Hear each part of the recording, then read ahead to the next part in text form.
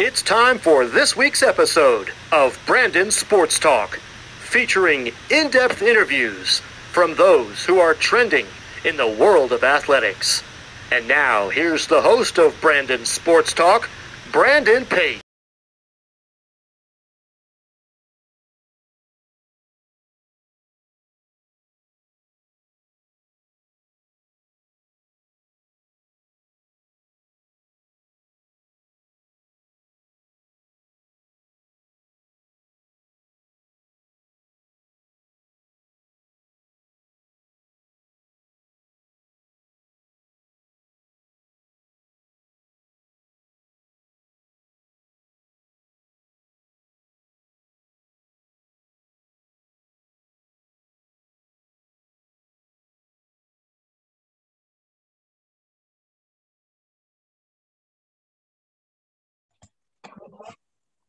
Welcome back to Brandon Sports Talk. In today's episode, I have the privilege to interview the Hawaii head baseball coach, Coach Rick Hill. How are you doing today? Epic, Jordan. Brandon, I'm doing freaking awesome. Aloha to you and everybody else out there. That's wonderful. Can you talk about how you knew that you wanted to get into college baseball? You know, I was a player and just a little kid like so many out there, just loved baseball and going to Candlestick Park with my grandparents and the Oakland Coliseum with my dad, as a little kid watching the Giants and the A's, and just developed this real love for baseball, this passion, this obsession. And that just carried through. I ended up, playing in college, playing professionally with the Cardinals in the minor leagues, back in 85. And, I just I had the itch. My mom was a teacher, and I used to go with her, when she taught summer school back in the 70s, she'd hand me the folder and say, okay, well, you're in charge of teaching them how to play soccer. So there was three classes a day, and I just, I just ate it up. I loved it. I was in middle school then, and I just kind of always knew I was going to go into coaching just because I had this love of the game. I sat next to my managers. I picked their brains all the time. It was kind of a double-edged sword. I mean, my managers, I think, got a little ticked off at me at times because I thought I knew more than them, as a 13-year-old. But that's how it started, man. Just this passion for the game. And then when I really got into it, the passion for coaching and what it can do for young people. What was it like, obviously, getting to play at San Diego University? I played at San Diego State, and I just have had these unbelievable life experiences. Tony Gwynn is the first name that comes up when you think of San Diego State baseball, and I'm the only guy probably that had this unique relationship with Tony. I was his teammate, back in 1981. And, on the same team with Kerwin Danley, who's a legendary Hall of Fame umpire, in the major leagues all these years. Played with Mark Williamson, and we had 17 guys play professional baseball. I was one of 3 freshmen on that team. It just felt like I was in the big leagues. I was just this little kid and playing with these grown men. But we had that third base dugout, that we were in, and I never played. So I sat in the same spot all the time. And I had this perfect view of Tony Gwynn hitting, every game. I mean, it was like I was the videographer, and I could still just, see that in my mind, that perfect swing, that perfect balance, the way that he took pitches. So that was a special, a real special experience. And then later on, we became friends, and I coached against Tony, when I was at USD and he was the head coach at San Diego State. What was it like, obviously, getting into the MLB and getting drafted by the St. Louis Cardinals? Well, I never made it to the MLB. I was one of those guys, that got brought into the office and said, hey, no mas, you need to go be a coach, basically. And at the time, you're devastated, right? You're 23 years old. I was in Savannah, Georgia. walking out of the office going, now what, and it ended up being the best thing that could ever have happened to me. That's kind of like life, Brandon. It's like, how many times do you go, God, this is the worst thing that could ever happen to me. This girl broke up with me. I got fired from this job. I didn't get the loan that I needed on my house, something that you just go, oh my God, this is disaster. But that ends up being the best thing that ever happened to you. So going back to, my minor league, days or day of getting released, it forced me to go back to college to get my master's degree, to become an undergraduate, assistant coach there at Cal Lutheran for Al Schoenberger. And I'm 24 years old. I'm 25 years old, becoming a head coach at Cal Lutheran, while all my buddies were still playing. They're hanging on. It's AA, it's AAA. They get up a little bit, and then pretty soon you're 30, and you might be married, have a kid, trying to start life then. I just was fortunate, to kind of cut the cord and get it going at 24. What was it like, obviously, getting your first head coaching job at your alma mater of California Leaf Thunder? It was awesome. Like I said, I'm 24 years old. I'm the same age as some of the players, a couple of them. And I just had this passion for coaching, real passion for competing. And, trying to recruit the best players that we possibly could, try to get to the College World Series, win a national championship. And Cal Lutheran changed my life. When I transferred there as a player, after 2 years at San Diego State, I met my wife, some of my best friends to this day, smaller class sizes. I got into school, graduated. So it completely, 180, my entire life. And I owe that place really everything, so to be able to put that Cal Lutheran jersey on was very special. What was it like, obviously, becoming the San Francisco head coach? That was the most great question. Thank you. The most profound experience of my life, the most difficult time. And here we go back to that thing. Well, the hardest things, the worst thing you think in your life end up being the best things. That's 5 years of, they were 8-44 when I got there. They had 7 scholarships. Within a month of me getting the job, they raised the admission standards to incredible levels, being a private school in the WCC. And it just seemed like, it's like that movie, Will Smith, The Pursuit of Happiness, which is one of my all-time favorites, where he just, like at every corner, you just get punched in the gut. You seem like this thing's just, everything's working against you.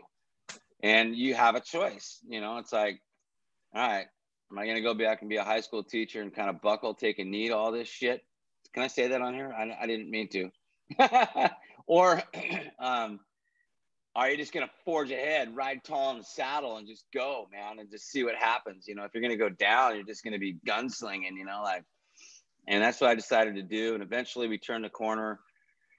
The cards are just stacked in our favor through a lot of hard work and perseverance, so, but absolute challenge, very, and that, like I said, I think that's in my career, that's my greatest accomplishment. And there's no trophy, there's no plaque, there's no banner, it's just that 5-year growth experience that we turned that thing. And again, it's just one of those great life experiences now. What was it like, obviously, going from San Francisco to San Diego? Oh man, it was just that moment of, like the angels singing, trumpets blaring, I still remember just being at the, coming back from my second interview. Dan York with the associate AD picked me up, and, I asked him who else are they bringing back for the second interview, and he said, "You're the only one." And like at that moment, my shoulders kind of dropped, and I just said, "Thank God, man." San Diego is just such a special place. I wanted 2 little kids, one in kindergarten, one 3 years old, and it was just this ultimate place to raise your family. I'm a waterman, I'm a surfer, I'm a paddler, and the ocean is a big part of my life. I'm super connected to it. And to be able to live in San Diego and build that program, dream come true. You know, that's 23 years of, you know, kind of living out your dream job that you thought at the time. So again, God's just had his hand, you know, or her hand or its hand on my back, just like this, my whole life, man. Just feel so blessed. What were some of your accomplishments at San Diego as head coach? Well, I don't like to say my accomplishments because it was a team effort, you know, and I had, you know, so many great people around me. So I think, you know, whenever you win games, it's not you, you know. I mean, the head coach has a W and an L and that little hyphen in the middle of it, you know, beside your name. But when you talk about accomplishments, you know, I like organically what just comes up, you know, in my heart is players and coaches. So it's the people that come up. And when you look at a guy like Chris Bryant, you know, not only the great player that he is and a National League MVP and a Rookie of the Year and a World Series champion and a Golden Spike, all this, you know, the person that he is exactly what you see on TV and in the media. I mean, he is as humble of a young man, respectful, a great, you know, A+ husband. You know, him and Jess were high school sweethearts. He's a phenomenal father. He's a great son. He's a phenomenal friend. He's great to me.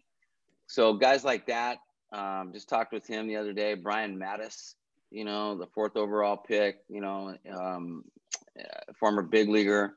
And then all the players, you know, I'm looking, Justin Blaine, Trevor Pike, Craig, you know, on and on and on, you know, guys that I talk with on a regular basis, you know, Logan Gilbrick, you know, and to be able to see them, you know, in their lives, you know, becoming these entrepreneurs, these doctors, these lawyers, these pillars in their community, the fathers that they are to their kids and the husbands that they are to their wives, that to me is the reward. So you talk about rewards, accomplishments, start there.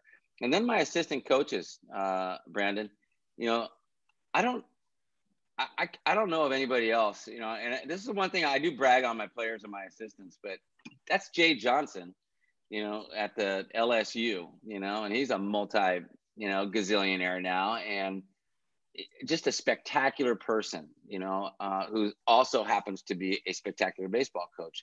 Eric Valenzuela, who's at Long Beach State.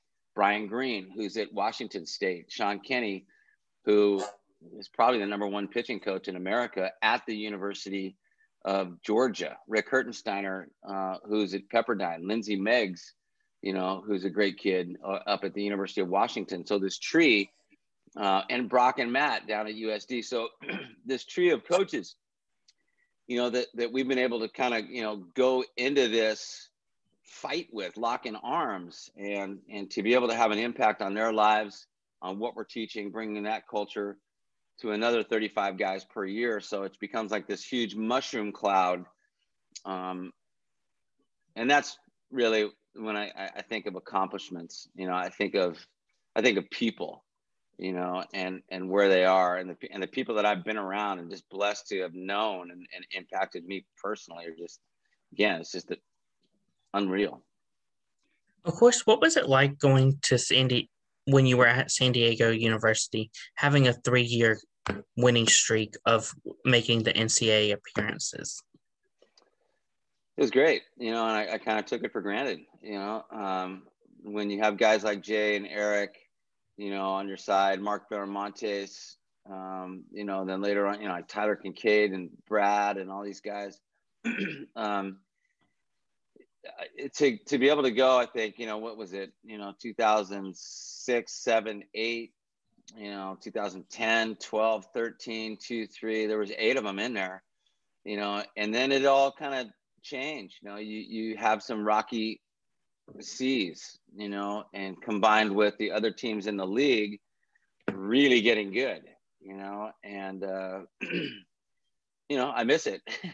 But going those three years, playing in 2 NCAA regional finals, we lost to Fresno State the year that they won the national championship in 2008, and we lost to UCLA in 2013 when they won the national championship. So it was spectacular. That's the pinnacle, the College World Series, and every year we line up. That's what we're trying to do. Of course, in 2018, what was it like having the 1,000 win career? Oh man, it was actually kind of stressful. I could give you some, BS answer, which I'll never do. It's like, I don't know, that just puts you in a category. It's just a rarefied air, and again, go back to Cal Lutheran. The AD believed in me when I was 24 years old.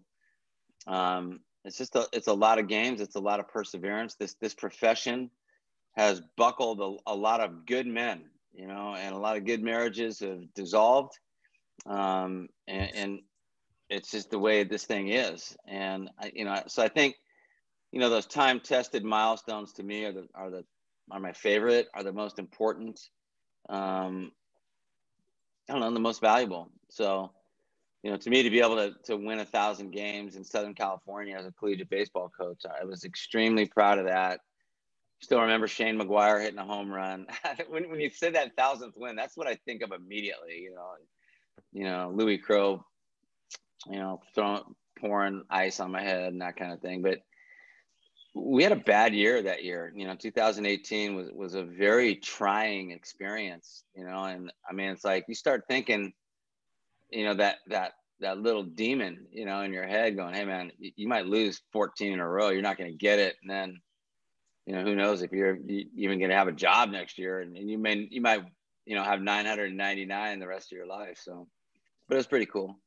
What was it like going from San Diego University to now Hawaii? I'm still in the middle of the throes of it.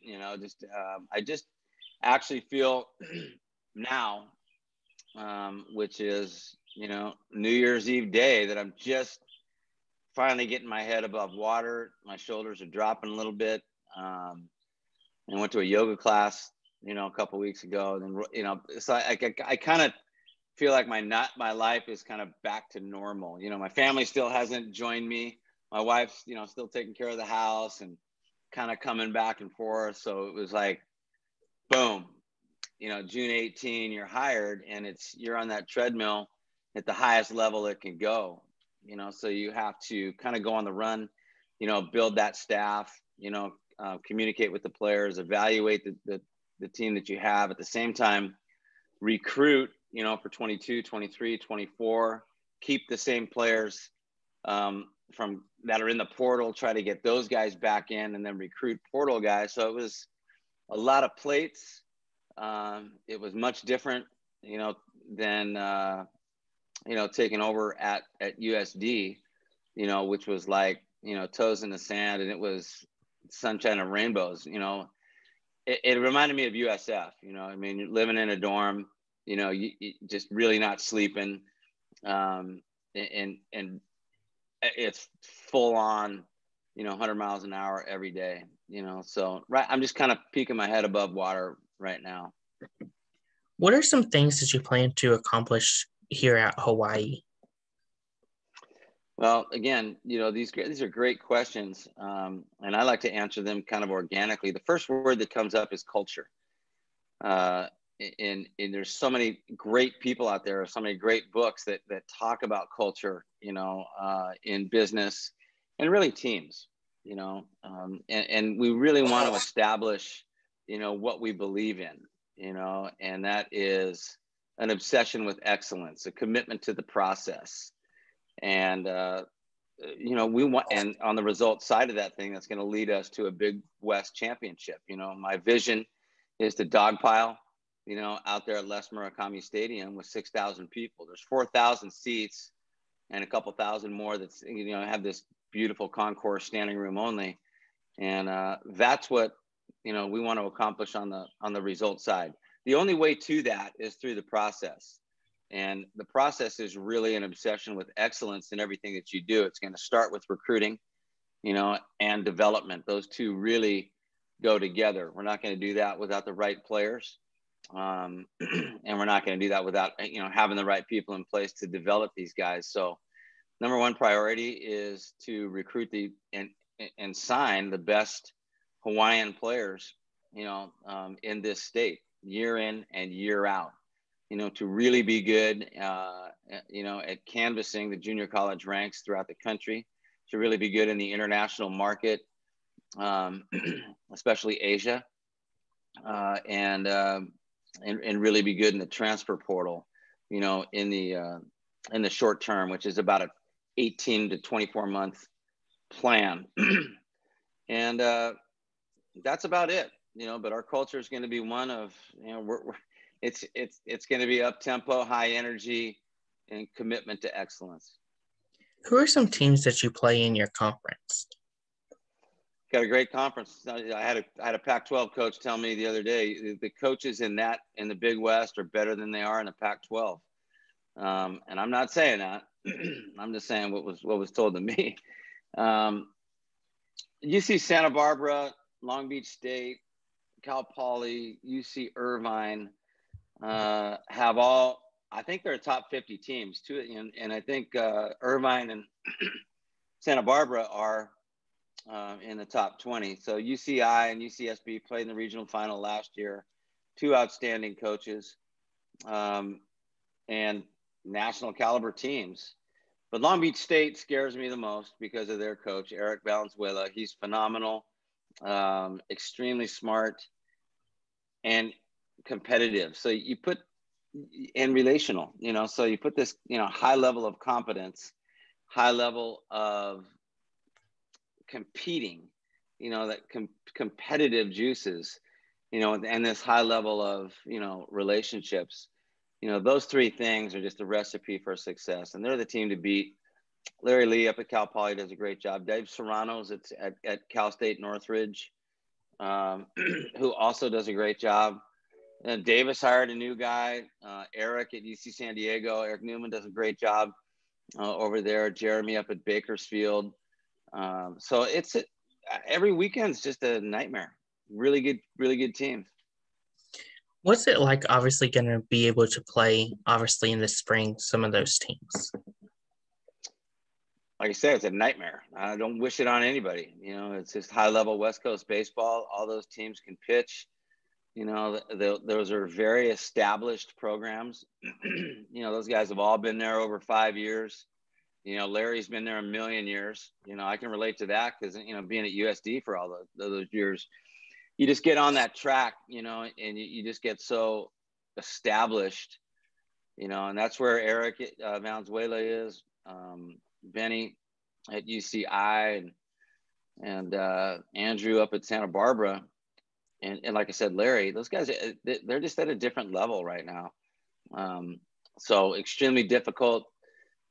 There's going to be some trickery involved with us. We're going to have to do everything we can to drive that pitch count up, to play spectacular D. Everything that we can control, we just got to control.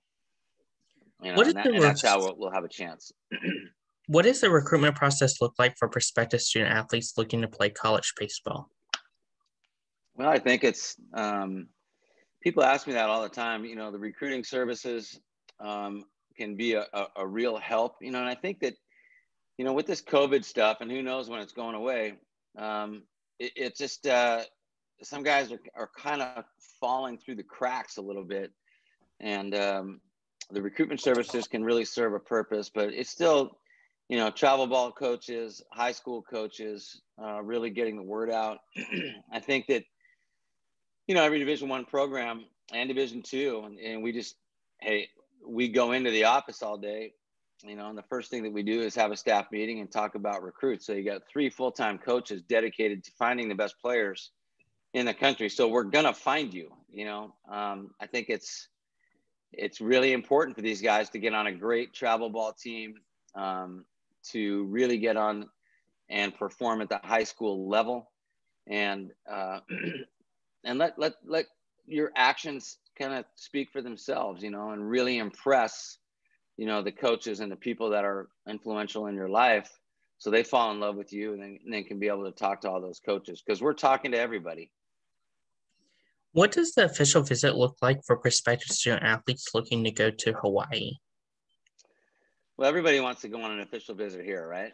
I mean, wouldn't you? Let's go. I get to take a trip to Hawaii, so we have to be a little bit careful of that.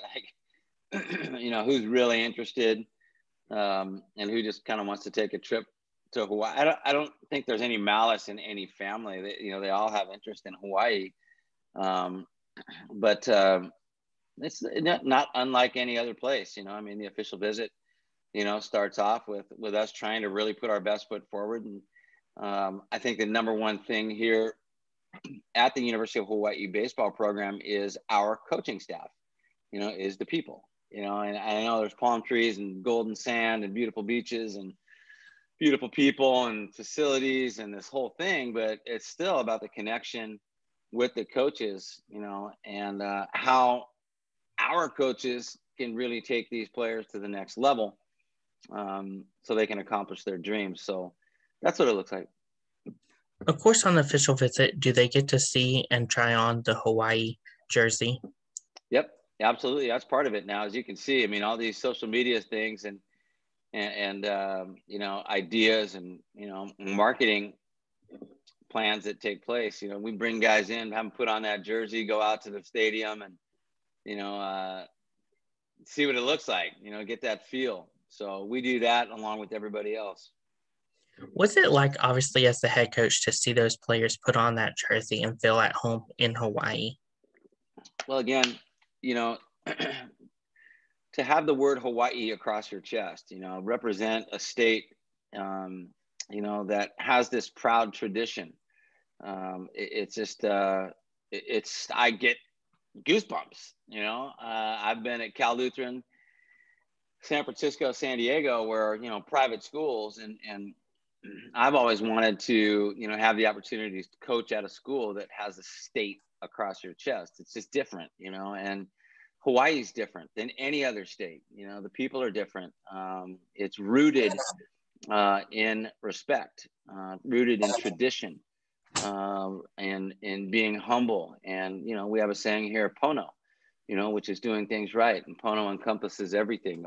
Tons of gratitude, doing for others, kindness, hardworking, perseverance.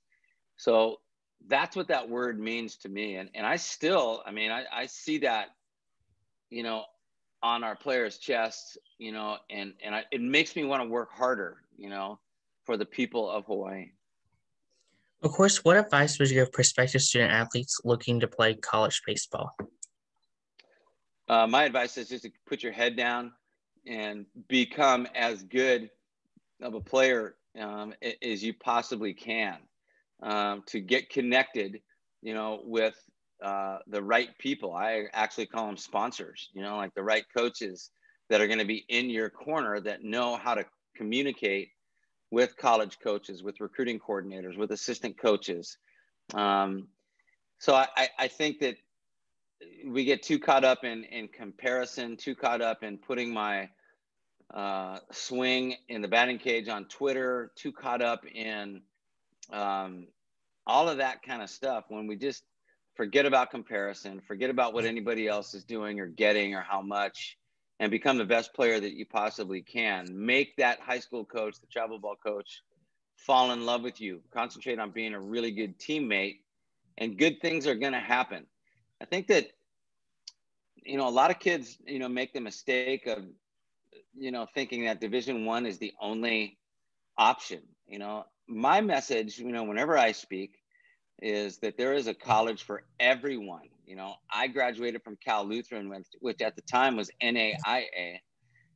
And man, we got big leaguers coming out of Cal Lutheran. You got big leaguers coming out of NAIA, Division III, Division II. So there's, and in the community college ranks, so there's going to be a college, for everybody that's going to fit your needs for where you are now. I remember being a senior in high school weighing 150 pounds. As a junior, I was 145. We're signing kids in 8th grade that are, I'm not signing them, but committing kids that, it's crazy. So develop at your own pace, and just keep your head down, work hard, make somebody fall in love with you, and it will happen. And there is a college for everybody. That's great advice. What advice would you give future college baseball coaches looking to get started in the industry? I would say, try to figure out where you want to be, what you want to do. It's a great profession. You can really build a great life for yourself, for your family, and being a high school coach. Try to get to that high level high school. You have the summers off. You work 182 days out of the year. You can go to the Cape Cod League and coach in the summer. You can run camps, and you can be that family man that has this great job and get to that baseball fix and has an opportunity to impact, 20 to 30 kids, probably more than that, in your whole program every day. They're all going to be looking at you, for what and listening to what you have to say that day. If you have the college bug, get into the college situation right away. If it's Division I, there's a way in. It's more advantageous if you're not married, if you don't have a girlfriend, you don't have a dog, and you can kind of sleep on the basement floor, take a vow of poverty for a few years. But there's a way. I mean, if you went to Hawaii Rainbow practices every day with a yellow pad and a clipboard, and you wrote down everything, pretty soon I'd ask you, like, hey, what's your name? What are you doing? And what's going on?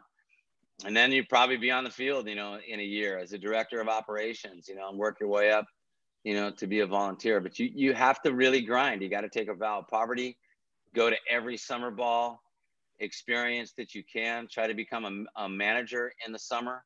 There's a lot of great leagues, and I think they're really going to start to ramp up again, because people are going to be hungry across the country for baseball in those small towns. And attach yourself to a rising star. Try to do that. If you were an assistant for a guy like, Brian Green and Jay Johnson and Eric Valenzuela, those guys are going to win. They're going to win big. And then as an assistant coach at that place, you're going to have an opportunity. That's great advice. Where can my listeners find you at on social media along with the Hawaii baseball program at? Great question. I don't feel like that's one of my strengths, Brandon, but, at Hawaii BSB, at Hawaii Baseball, you can, I'd love for everybody to follow us on Twitter, Instagram. That would be awesome. And then at Coach R Hill 10, at Coach R Hill 10. That's my personal Twitter and Instagram. And it's, and it might be at Coach Rich Hill 10. I'm not sure. So, a lot of inspirational stuff. Try to use social media, as this real positive platform instead of some of the garbage, that's going on with it. Thank you again, Coach Rich Hill, for your interview, and best of luck in your future with the Hawaii baseball. Aloha, mahalo to everybody. Go Bows. You can find Brandon Sports Talk on Facebook at Brandon Sports Talk, Instagram at Brandon Sports Talk, Twitter at Talk_Brandon, and you can find me on YouTube at Brandon Sports Talk. Don't forget to like, comment, and subscribe. Thank you again, Coach Rich, for your interview, and best of luck in your future. Mahalo. You've been watching Brandon Sports Talk. Please feel free to like, share, and subscribe to Brandon Sports Talk on social media and on YouTube.